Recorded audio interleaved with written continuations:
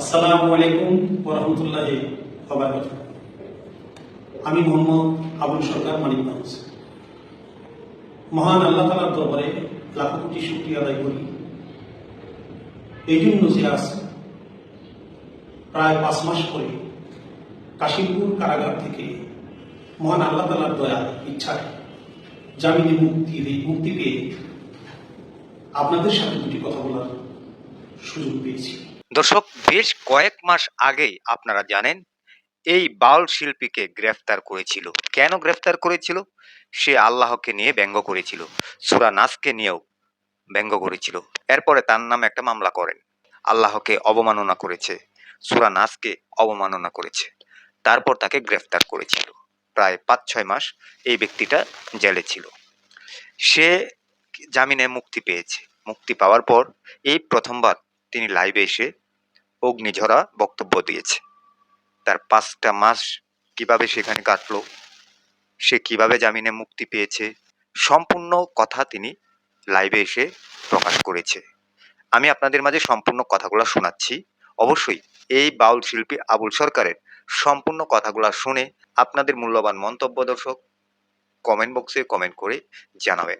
চলেন আমরা সম্পূর্ণ কথাগুলা আবুল সরকারের মুখ থেকেই শুনে আসি। আমি আপনাদের কাছে করজোড়ে আমার এই বিনতি জানাবো, মানিকগঞ্জ জেলার জাবরা খালা পাবলিক মাজারে নভেম্বরের 4 তারিখে জীব পরবের পালাগানের মঞ্চে আমার জীবের অভিনয়ে হাজারো কথা বলার ফাঁকে একটি আঞ্চলিক বেফাস শব্দ আমার মুখ ফসকে বেরিয়ে যায়। আমি বলতে চেয়েছিলাম আগামাথা, তার অর্থ আদ্যন্ত, কিন্তু আঞ্চলিক অসন্তোষ শব্দটা আগামিস্টা হইয়া আঞ্চলিক অসন্তোষ শব্দ গোয়া, এই শব্দটা হয়ে যায়, গোয়া মাথা বলা হয়ে যায়।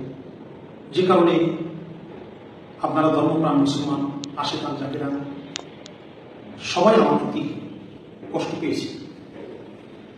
আমি কারো ধর্মীয় অনুভূতিতে আঘাত দেওয়ার জন্য, কষ্ট দেওয়ার জন্য সত্যিকারে আমি কথাটা বলি না, এটা আমার অনিচ্ছাকৃত। তাই আপনারা তো কষ্ট পাচ্ছেন, আমি সেজন্য আমার এই অনিচ্ছাকৃত ভুলের জন্য আপনাদের সকলের কাছে প্রয়োজন ক্ষমা চাই। ধর্মপ্রাণ মুসলমান আশেকান জাকেরা যারা কষ্ট পেয়েছে তারা মেহরবানি করে আমাকে ক্ষমা সুন্দর দৃষ্টিতে দেখবেন, এই আশা রাখি।